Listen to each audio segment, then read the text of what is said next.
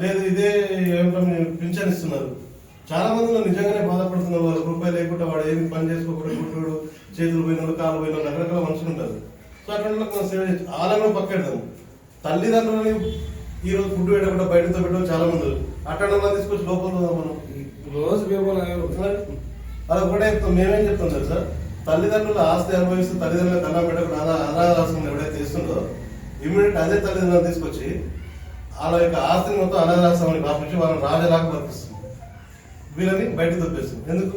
నేను చేసిన ఆస్తి, నేను కష్టపడ్డ ఆస్తి, నిన్ను పెంచి పోషించి ఇంత సంపాదించినాక నువ్వు నాకు చివరి మూమెంట్ లో నాకు అన్నం పెట్టకపోతే నువ్వెందుకు నాకు? ఏం కరెక్టే కదా? సో అదే సంస్థ ఇప్పుడు మీరు ఎగ్జాంపుల్ ఈ సంస్థ చేయిత ఉంది, నేను చేయితకు అడాప్ట్ చేస్తున్న ఆ ఆస్తి మొత్తం చేయిత నన్ను రాజలేక బతికి కదా, నాకు వద్దంటే కూడా పూటకు ఒక మనిషిని పెట్టేస్తే వాళ్ళకి కావాల్సిన బాగోలని చూస్తుంది. సో అది మనం చేయాల్సిన కార్యక్రమం చాలా ఉన్నాయి. మీకు దీనికి ఏమన్నా ఈ ఆర్గనైజేషన్ సంబంధించి కూడా నేను నా తోట అయిన సాయం నేను చేస్తాను సార్. 100% అంతే వస్తాను సార్ కంపల్సరీ.